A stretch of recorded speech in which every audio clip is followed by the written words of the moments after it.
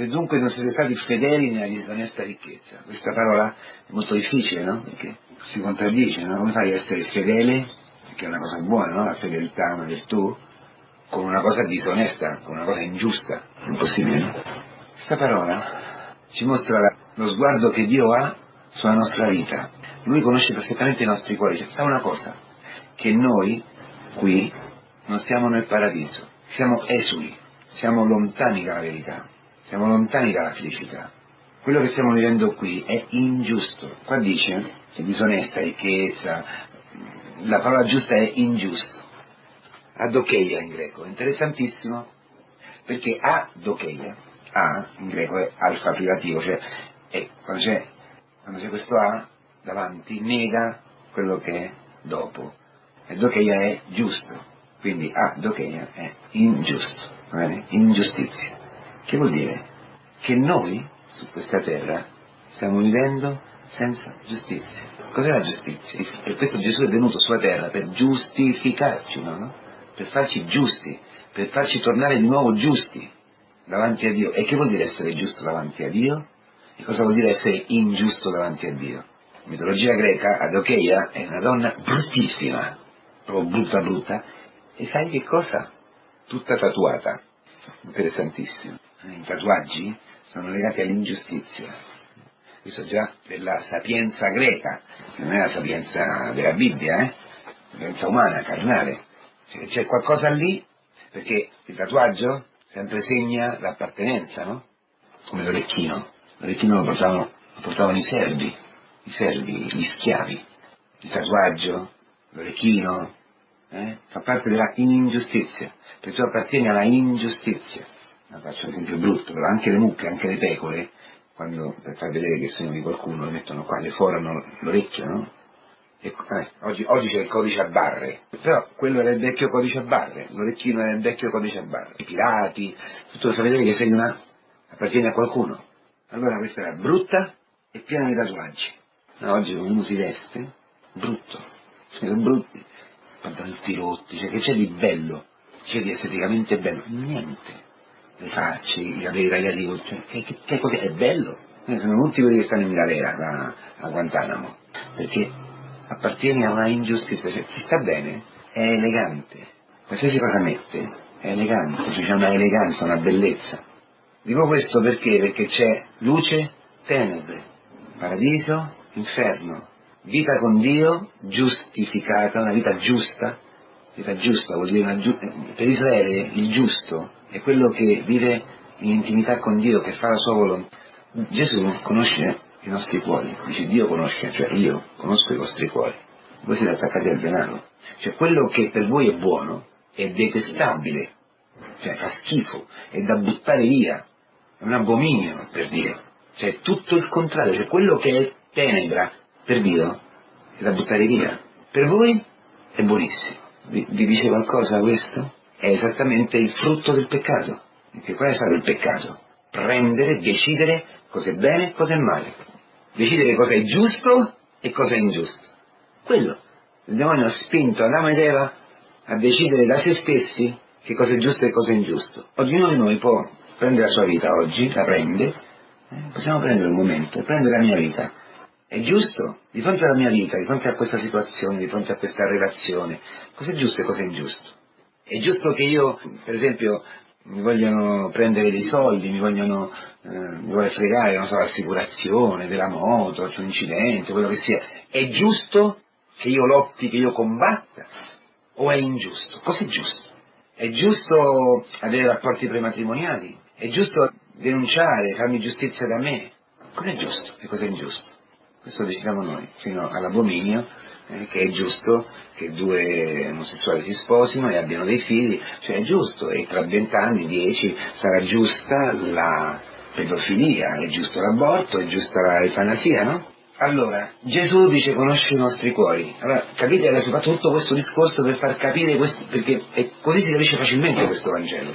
Tu sei ingiusto, capito? È inutile. Tu e io siamo ingiusti, cioè non stiamo nel paradiso. Allora Dio ci offre una possibilità. Come puoi essere tu giustificato? Come puoi ottenere la giustificazione? Come puoi vivere da giusto avendo un cuore ingiusto? Tu sei un peccatore, io sono un peccatore, va bene? Mammona è la sostanza, il patrimonio. La parola patrimonio è una parola aramaica, mammona, è una parola aramaica che vuol dire il patrimonio, i soldi, ma non soltanto, i campi, però se vogliamo dire tutto, perché padre, patrimonio, viene da patri, no? Da padre, cioè tutto quello che io ho ereditato da mio padre. Che cosa ho ereditato da mio padre? Il corpo, gli occhi, tutto. Io quello l'ho reso ingiusto, come Adamo ed Eva, ho reso ingiusta la mia vita. Ho usato i miei occhi, le mie mani, i miei soldi, il mio corpo, il mio sesso, tutto l'ho usato ingiustamente e continuo a usarlo ingiustamente, con violenza, per legare gli altri, eccetera. Come posso purificare? Come si può purificare questo? Allora si capisce. Fatevi amici con le ricchezze ingiuste. Siate fedeli in quello che voi rendete ingiusto, con quello che è ingiusto per voi. Cioè con la mia vita di oggi. Se siete fedeli nella cosa piccola, qua dice nel poco, dice in italiano, invece il greco dice la cosa più piccola. Se voi siete fedeli in quella più piccola, allora sarete fedeli anche in quella vera, autentica, che è quella della casa. Cioè cambia tutto, tu puoi tornare alla casa del padre. Come? Che cosa ha fatto questo maggiordomo, questo che abbiamo visto ieri, nella Vangelo di ieri, no? Ha preso e ha tolto, ha scontato il debito, no? A quel tempo si amministrava così, non è che c'era uno stipendio, no? Mettiamo che il padrone aveva 80 litri di vino, doveva venderli, doveva commerciarli, l'amministratore che faceva? Segnava che erano 100, invece di 80. Così chi andava a comprare gli dava i 20 litri in più. Quel 20 litri in più erano i soldi suoi, era quello che aspettava a lui. Era normale, però era questa la forma di amministrare. E c'erano molti abusi, perché uno non è che si accontentava di 20. Molti mettevano il doppio, il triplo, il quadruplo, no? Strozzando anche gli altri. Che cosa fa questo? Questo restituisce agli altri il suo guadagno. Dice, vieni qua, scrivi 80 invece di 100. Cioè torna alla verità. Perde il suo guadagno. Se uno pensa bene, dicendo togli quello, lui rimane senza soldi. Questo permette che gli altri lo accolgano. Vi dice qualcosa? Questo vuol dire che cambia completamente il rapporto che io ho con te. Io non prendo da te il mio guadagno, perché la mia vita è quello che sta, cioè sono i beni stessi del padrone. Se sono 80 litri, quella è la mia vita, sono miei. Di fatto ne usa così, di fatto continua ad usarne come se fossero suoi, ma io ti ho guadagnato a te, perché io a te non ti ho più rubato i soldi, non ho preso da te il mio guadagno, e così tu mi accogli dentro di te, cioè tra me e te non c'è più quello che è apparso dopo il peccato tra Adamo ed Eva, no? Io torno ad essere nudo, non c'ho guadagno, non c'ho niente. Che cosa c'ho? L'amore con te. Dice, per questo vi accoglieranno nelle dimore eterne, cioè è l'amore, è l'umiliazione, cioè è tornare al paradiso, dove l'altro è l'obiettivo, lo scopo della mia vita.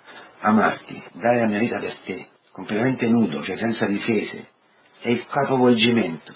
Allora in questa terra, su questa terra, quello che noi stiamo vedendo, matrimonio, fidanzamento, seminario, la vita del prete, la missione, il lavoro, lo studio, qualsiasi cosa, io naturalmente, come i farisei, sono attaccato al denaro, lo vivo ingiustamente. Per questo ci confessiamo, no?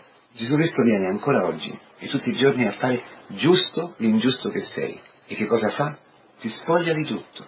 Lascia che Dio ti spogli. Questo significa questo Vangelo. Lascia che Dio ti sieda insieme ai tuoi amici e ti tolga quello che tu usi ingiustamente. Arriva una malattia? Accetta. Ti umiliano? Accetta. Ti dicono di obbedire in una cosa che non ti piace? Fallo.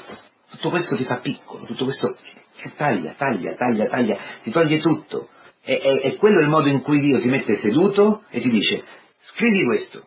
Cancella tutto quello che io ti avevo chiesto, cancella tutta la menzogna, cancella tutta l'ingiustizia. Adesso pari, fratelli, capito? È quello che mi mette in comunione con gli altri. Questo si dà nella Chiesa, nella comunità cristiana, dove a poco a poco, io che vivevo in funzione dell'affetto di quel fratello, io che vivevo in menzogna, in ipocrisia, a poco appare un rapporto nuovo.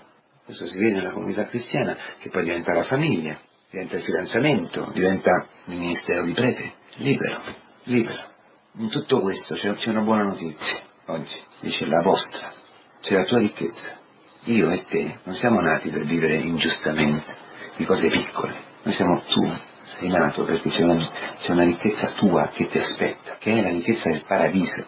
Allora non c'ho bisogno di farmi tatuaggi, non c'ho bisogno io non appartengo a questo mondo, non appartengo alla ingiustizia, alla bruttezza.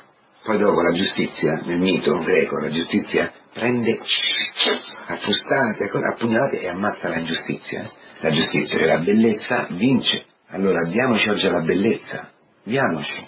Perché devo continuare a tenere questo marchio come una mucca, come una vacca? Perché a chi appartengo io? Appartengo a Cristo. Allora io non ho bisogno di bucarmi l'orecchio, di mettermi tatuato, non ho bisogno di niente, quello viene tutto, quello a me ogni giorno mi ricorda che sono uno schiavo. Per questo mi fa disprezzare, per questo mi fa vivere sempre lì pieno di ingiustizia, facendo ingiustizia su ingiustizia, rubando agli altri. Oggi possiamo toglierci i nostri orecchini, quelli fisici e quelli interni, avessimo questo coraggio, di dire Signore, voglio essere libero, voglio appartenere a te. Ecco, mi siedo e tolgo quello che ho rubato, via, boom, al secchio della spazzatura, libero, perché io appartengo a te, e se appartengo a te tutto è mio, tutto.